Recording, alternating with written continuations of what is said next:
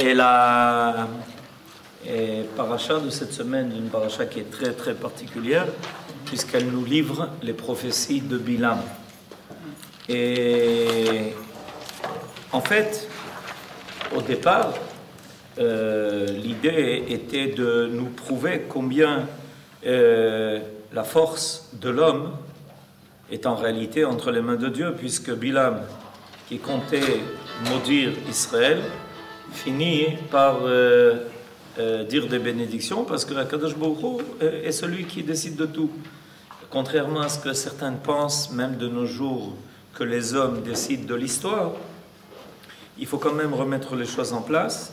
Ce n'est pas les hommes qui décident de l'histoire, ils sont peut-être impliqués dans l'histoire, mais ce n'est pas eux qui en décident. Mais ce qui est important de savoir, c'est qu'à la fin, après que Bilam ait terminé toutes les bénédictions que Dieu l'a obligé de donner, Bilam finit par des prophéties sur la fin des temps. C'est-à-dire qu'il ne se contente pas de bénir Israël, mais à la fin de temps, et à la fin de sa prophétie, il va décrire l'histoire jusqu'à l'époque de la Géoula finale. Comment se fait-il que l'occasion est saisie pour précisément nous raconter dans des prophéties qu'il faut évidemment élucider ce que finalement Bilam a dit à propos de nous et de ce qui va se passer à la fin des temps? Bien parce que ça fait partie des bénédictions. Ah bon? Eh oui, c'est intéressant, d'accord? Si ça ne faisait pas partie des bénédictions, qu'est-ce que ça fait là? Alors comment ça fait partie des bénédictions? Ben, c'est la plus grande bénédiction que Bilam est en train de nous dire. C'est que malgré toutes les vagues de l'histoire et malgré toutes les difficultés que le peuple d'Israël va passer pendant toutes les générations, on va en voir quelques-unes ici, Bilam est en train de prophétiser qu'à la fin des temps, Israël est au rendez-vous de l'histoire, alors que d'autres peuples entre-temps, qui s'étaient dressés contre Israël, ont disparu. C'est la plus grande bénédiction. Bilam finalement dit, c'est pas seulement moi qui vous bénis maintenant, mais en réalité, sachez une chose, c'est que votre histoire est dominée par la providence, et que cette providence veille sur vous, et que malgré tout ce que vous allez peut-être traverser pendant la longue histoire d'Israël, à la fin des temps, c'est vous qui êtes là. Et tous les peuples qui ont essayé de vous effacer de la terre, eux vont disparaître, mais vous, vous serez là.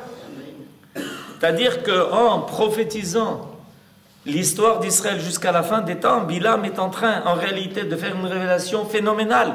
Et cette révélation, il ne la fait pas quand on est aujourd'hui, nous, en Israël, et qu'on voit ce qui se passe autour. Mais il l'a fait alors que personne ne pouvait imaginer à cette époque ce qui allait arriver pendant des milliers d'années, et quels étaient les exils qu'Israël allait traverser, et comment à la fin des temps, le peuple d'Israël allait se mesurer pratiquement au monde entier, et que malgré tout cela, Israël est présent.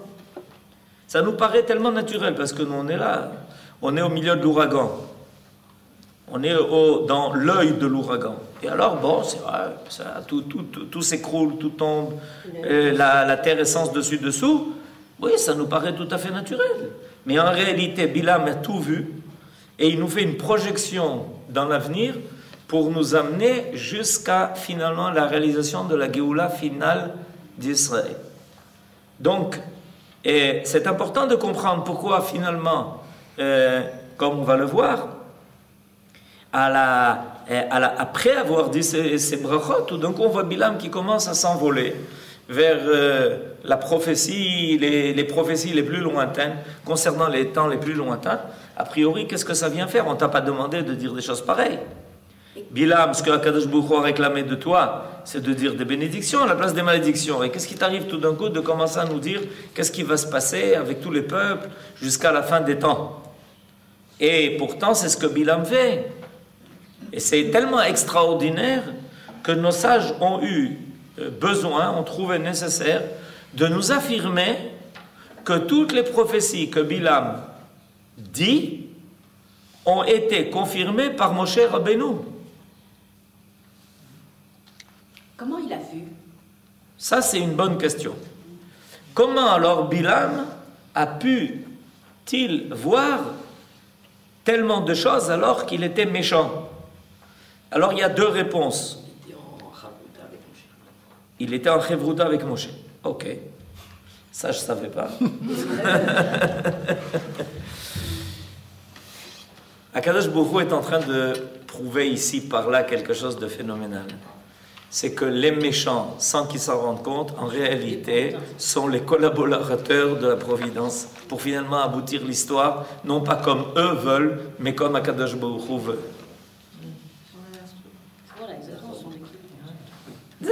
C'est la plus grande des leçons qu'on peut donner au Rechaïm. Alors on devrait être tranquille. Hein? On est à peu près tranquille. Des fois, on a quelques inquiétudes, parce qu'on est des hommes.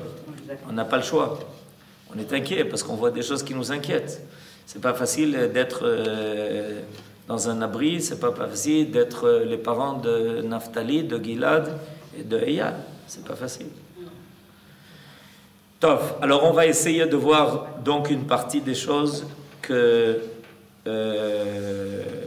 Bilam va dire dans ses prophéties, parce que c'est des choses qui sont assez intéressantes. Vous aviez commencé à dire que Moshe a confirmé les propos de Bilam. Alors vous n'avez pas terminé votre phrase. Comment Moshe a confirmé les propos de Bilam?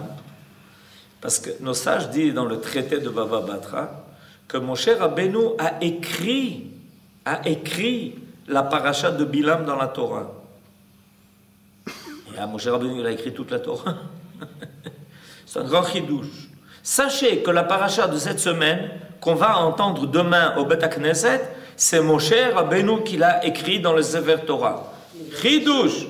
Alors Moshe Rabbeinu, il a tout écrit, depuis Bereshit jusqu'à l'Aîné Kol Israël. C'est quoi? Qu'est-ce qu'ils ont voulu dire, les sages? Mais c'est ce qu'ils disent. Parce qu'on aurait pu penser que Bilam a dit ce qu'il a dit, mais est-ce qu'on peut lui faire confiance? Est-ce qu'on peut, ça rejoint votre question, est-ce qu'on peut compter sur ces prophéties, un rachat pareil?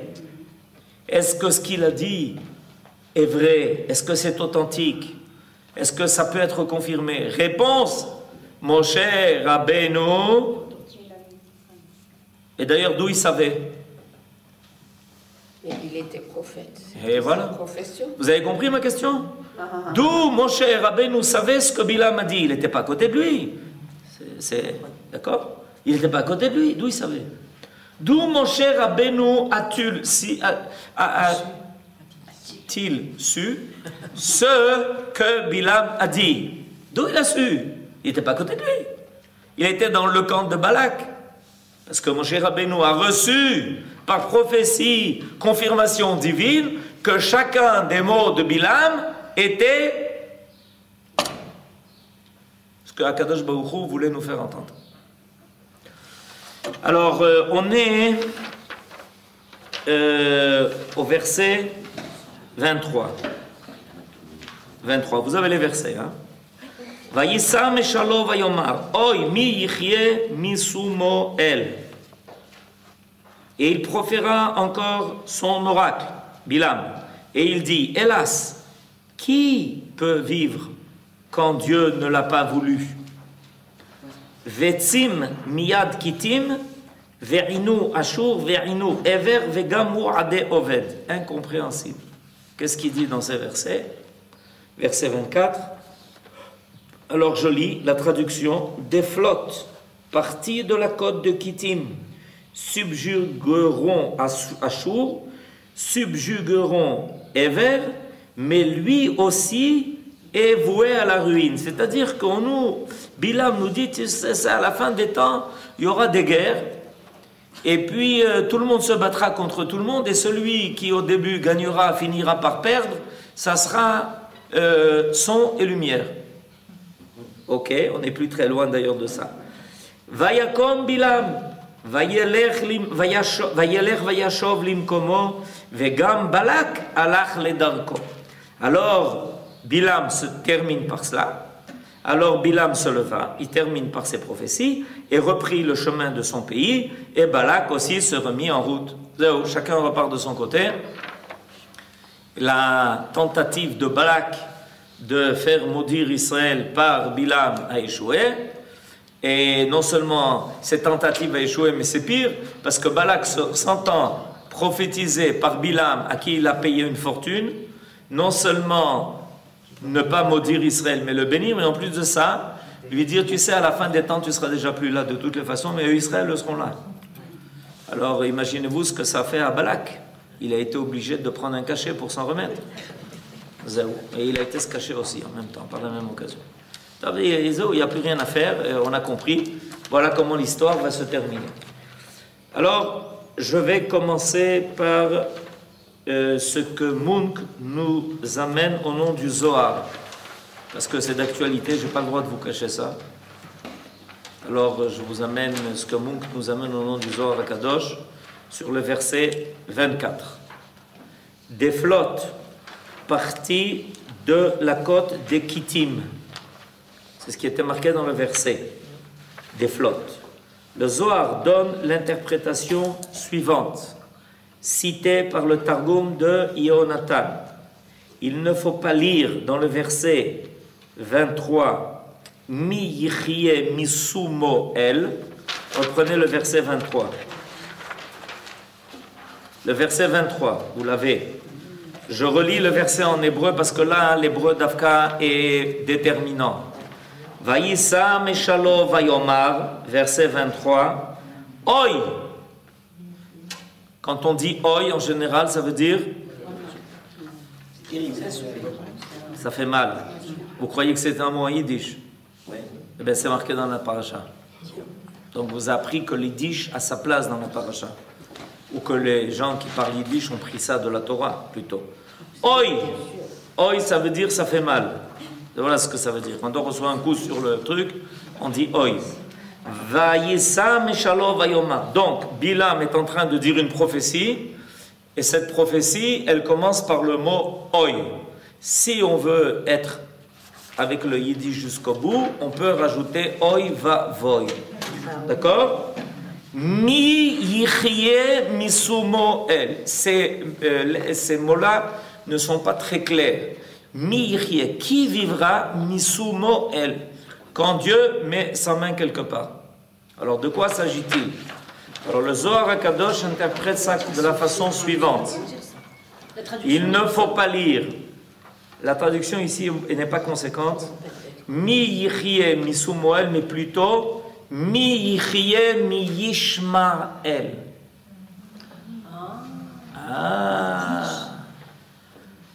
D'après le Zohar, il faut lire entre les lettres qui sont données dans la paracha, parce qu'à cause de la censure divine, il faut deviner les choses.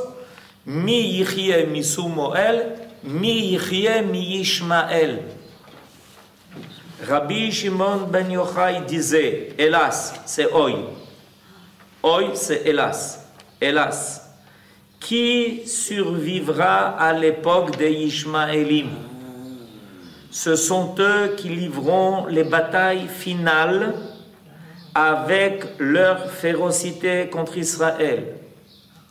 Et heureux celui qui ne verra pas les souffrances de l'enfantement du Mashiach. Alors c'est un grand chidouche, parce que j'explique pourquoi c'est un grand chidouche. Parce que dans la tradition dévoilée, ça c'est la tradition secrète, c'est la tradition du Zohar, c'est le secret de la Torah. Dans la tradition dévoilée, on parle de 4 empires. On parle de l'empire de Babylonie, on parle de l'empire de Perse, on parle de l'empire grec, et on parle de l'empire romain. Et on dit, selon la tradition connue, c'est que finalement, Israël sera délivré après la fin de cet empire qui a commencé à Rome, qui continue toujours jusqu'à aujourd'hui à Rome, qui a sa place à Rome, et qui a sa force là-bas. Mais le Zohar nous fait une grande découverte. Il nous révèle un grand secret. C'est que ce n'est pas le seul véritable problème, et qu'il y a un problème pas moins grave qu'il faudra affronter à la fin des temps. Et celui-là, il n'est pas marqué dans les 4 empires. Alors le Maharal, quand il affronte cette question, il pose la question, pourquoi se fait-il que dans la tradition connue, on ne parle pas de l'empire de Ishmaël? Quand on parle des 4 empires, ça vous avez sûrement déjà entendu souvent, cette tradition, qu'on a 4 empires à affronter, mais personne ne parle là-bas de Ishmaël. Et voilà, il faut attendre Bilam pour nous faire révéler cela. Peut-être que c'est pas un empire, c'est un instrument d'Esav, peut-être. Ah. Alors ça y est, vous commencez avec les secrets de l'histoire. Alors je vais revenir sur ce que Florence vient de dire. Et donc il y a une grande question qui se pose au niveau des Chachamim. Mais dans cette affaire, Ishmaël, il est où? On ne peut pas l'ignorer, Ishmaël. On sait qu'il est sur notre route. On sait qu'il a déjà voulu supprimer Yitzhak. On le sait. Esav a voulu supprimer Yaakov. Ishmaël a voulu supprimer Yitzhak. Où il est dans l'affaire? Tu nous parles des 4 empires. Alors une des réponses qui a amené à cette question, c'est que l'empire d'Ishmaël, l'empire, quand on dit empire, ça veut dire la force de Ishmaël, est plus grande que les 4 empires à la fois. C'est-à-dire qu'ils sont les plus difficiles. Les 4 empires, on peut à la rigueur encore envisager comment ça se termine avec eux. Mais Ishmaël est tellement caché, est tellement difficile, qu'on ne peut même pas l'inscrire dans le cadre de ces 4 étapes que l'on doit franchir dans l'histoire. C'est comme une force à part. C'est comme Ishmaël est une force à part. Évidemment, on a tout de suite envie de poser la question, et pourquoi? Qu'est-ce qu'il y a? Est-ce que ça n'est pas... Et pourquoi Ishmaël est à part? Okay? Suivez les informations, vous comprendrez en tout cas que ce qu'on est en train de nous révéler n'est pas loin de ce qui se passe dans la réalité. Et pourquoi? Qu'est-ce qu'il y a? Et la réponse est la suivante. Parce que Ishmaël, il a la force de prier à Dieu. Et voilà. Yishmaël. Abraham a prié pour qu'il vive. Lo yichye Ishmaël lefanecha. C'est-à-dire que Ishmaël a un avantage par rapport aux 4 autres empires. Les 4 autres empires, les 4 autres empires étaient des Ovdei Avodah Zara. C'était des idolâtres. Ils étaient des idolâtres. Ils ne se sont pas adressés à Kadosh Baruch Hu. Et Ishmaël lui a dit, non, moi je ne suis pas du tout, moi. Allahu Akbar. Et ça lui donne une force particulière que les autres empires, n'avaient pas. Ils n'avaient pas cette force-là parce qu'ils étaient idolâtres. Et Ishmaël est donc une force en lui-même. Et ça, je continue. Le présent verset nous met en garde devant les hostilités des Ishmaélim à la fin des temps. Des masses de soldats sortiront au moyen de grands vaisseaux en partance de Lombardie, Italie, et s'allieront avec les légions venant de Constantinople. Et ça rejoint ce que vous dites, Florence. C'est-à-dire qu'en réalité, le véritable problème de Ishmaël, qu'on a avec Ishmaël à la fin des temps, ce véritable problème, c'est qu'à la fin des temps, Esav est un peu désespéré de nous. Il voit qu'il n'arrive pas à nous soumettre. Alors, il a une idée géniale. Quand je dis génial, vous avez compris que c'est pas génial. C'est entre guillemets, ouais, c'est ça. Et qu'il va trouver Ishmaël, il dit, dis-moi, tu pourrais pas m'aider parce que moi je m'en sors pas avec eux. Tu pourrais pas m'aider? En dévoilé, je vais évidemment pas dire que je t'ai demandé de m'aider pour supprimer Israël. Mais en coulisses, alors tu ferais le travail, tu fais le travail et je t'aide. Et ensuite, on se partagera le monde parce qu'ils nous embêtent, ces juifs. Ils nous embêtent. Il n'y a qu'eux qui nous embêtent. Dans le monde, en réalité, à part eux, il n'y a aucun problème. Tout va très bien. Il y a le seul véritable problème de l'histoire du monde depuis des milliers d'années, c'est les juifs. Ils sont toujours là, toujours présents. Ils nous obligent à nous regarder dans le miroir, de voir qu'en réalité, on n'est pas des tzadikim, plutôt le contraire. Et donc, on est obligé de travailler ensemble, on n'a plus le choix. Et ça, c'est ce qui fait que Ishmaël n'est pas en réalité rappelé en temps, quantité, par lui-même dans le cadre des 4 empires.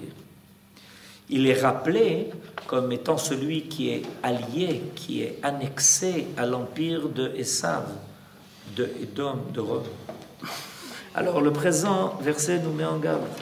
Tout d'un coup on les voit s'allier avec l'Italie. L'Italie c'est quoi? C'est Rome. Et s'allieront avec les légions venant de Constantinople. Et tout ça c'est Rome. Vous savez qu'en réalité, la force essentielle du christianisme est née là-bas, à Constantinople. Ils finiront par asservir les Assyriens, et par repousser les habitants de l'autre côté de l'Euphrate. Ça s'appelle Irak. Ok? Tout est marqué, je ne sais pas pourquoi. Je ne sais pas pourquoi tout est marqué. Mais à la fin, ceux-ci et ceux-là seront livrés entre les mains du Mashiach et voués à la perdition. Le Zohar profite de l'occasion pour nous dire comment les Ishmaélim à la fin des temps mèneront 3 guerres contre Israël, une sur mer, une sur terre, une proche de Yerushalayim. Eh bien ça va, on a de quoi être rassuré. Cet immense affrontement conduira finalement à l'anéantissement d'Ishmaël et de Rome. Ah oui, pourquoi Rome? S'ils n'étaient pas dans l'affaire, pourquoi Rome? Parce qu'ils ont délégué. Parce qu'ils étaient dans l'affaire. Bien sûr. Parce qu'on dévoilait. Non. Mais en coulisses, ils n'ont fait que ça. Bien sûr. Donc finalement, à la fin des temps, le Mashiach, on ne peut pas le tromper, il sait tout. Et oui, il est dans le Mossad, donc il sait tout. Alors évidemment, on ne peut pas lui raconter des histoires en lui disant non, non, tu sais, il n'y a aucun rapport. Ils interceptent toutes les communications, donc ils savent tout. Donc ils savent très bien que finalement, tout le monde est impliqué dans l'affaire et qu'à la fin des temps, tout le monde verra son compte réglé. De grandes hécatombes se prépareront dans le pays d'Édom, Rome. C'est un jour de vengeance pour l'Éternel, une année de représailles pour la cause de Tzion. Tout ça, c'est marqué dans le prophète Ishaïa. Et qui a vu tout cela? Bilam. Alors, vous comprenez que quand Bilam a dit des choses pareilles, Bilam était considéré comme le prophète des nations. Mais c'est comme ça qu'il était pour Bilam. Pourquoi tout le monde le voulait, tout le monde était prêt à lui payer? Parce qu'il était considéré comme le prophète des nations. Et donc Bilam termine ses bénédictions sur Israël en disant aux nations, ben, j'ai une bonne nouvelle pour vous, ça va mal se terminer. Dis-moi, c'est pour ça qu'on t'a pris pour prophète, pour nous dire ça. Et c'est comme ça que Bilam termine. La paracha de Bilam se termine avec cette affaire, où il nous raconte les secrets de la fin des temps, en nous disant comment finalement tout va se terminer, et que Ishmaël, qui n'est pas rappelé, en dévoilé, c'est ça qui est extraordinaire. C'est-à-dire que personne ne s'y attendait en fait. Si vous parliez de Ishmaël et de la force de Ishmaël il y a de ça 50 ans, on vous aurait rigolé au nez. Je ne suis pas si vieux que ça. En tout cas, il y a 50 ans, ce qu'on disait, je me rappelle. Ça, je peux vous le dire. Et il y a 50 ans, si on avait dit que la force qui va finir par dominer le monde et dicter l'ordre du jour mondial sera Ishmaël, on vous aurait ri au nez. Il y a 50 ans. Il dit, mais de quoi tu parles? Tu comprends pas, c'est des ridicules, c'est des bédouins, ils se baladent dans le désert, ils ont pas de chaussures, ils n'ont pas de quoi manger, ils ont pas de boire. Tu parles de la force qui va dominer le monde? 67, regarde. Ah, 67, zéro. Bédiouk, on n'est même pas encore 50 ans après 67. Et puis voilà, tout d'un coup, on ouvre les informations et on nous parle d'Ishmaël du matin au soir, du soir au matin, en nous disant ça va mal. Et regardez ce qui se passe. Plus personne n'arrive à arrêter quoi que ce soit. Personne n'arrive à arrêter quoi que ce soit. Mais d'où ça vient? Mais ça, hein, Bilam, il avait déjà vu. Et nos sages avaient les clés pour comprendre les prophéties de Bilam. Parce que sans les sages, on n'aurait pas pensé que mi yichye misumo el en réalité, ni Yechie Bisman Ishmael. Il fallait que Nessage nous dise, tu n'entends pas les mots qu'il faut entendre, on va te les dire, les mots qu'il faut que tu entendes. Et voilà que tout se confirme. Et des fois, il y a des gens qui cherchent de savoir, est-ce que la Torah est la seule vérité? Bon, pour les gens qui hésitent encore, j'imagine que de plus en plus, ils se font un petit nombre.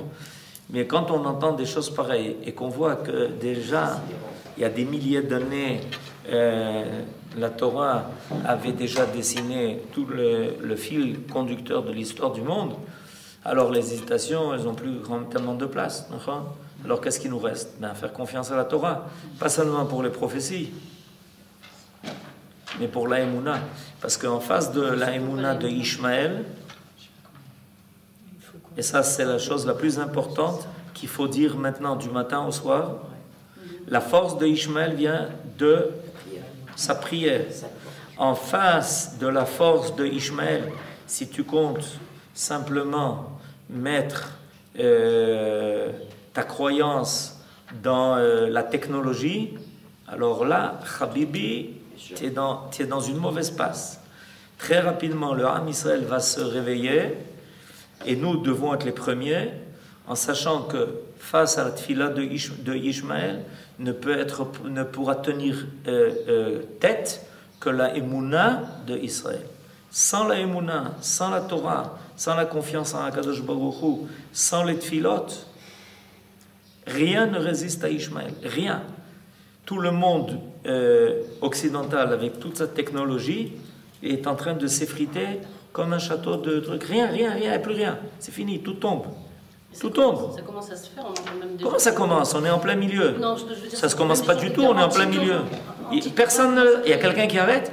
Dites-moi, vous savez que ceux qui sont en train de maintenant conquérir l'Irak, combien ils sont? Vous avez une idée du chiffre? 6 000. 6 000. Pas tellement. Incroyable. 6 000. Ils sont 6 000 combattants. Contre des légions. Contre qui? Contre des armées qui étaient organisées, entraînées, armées. Par qui?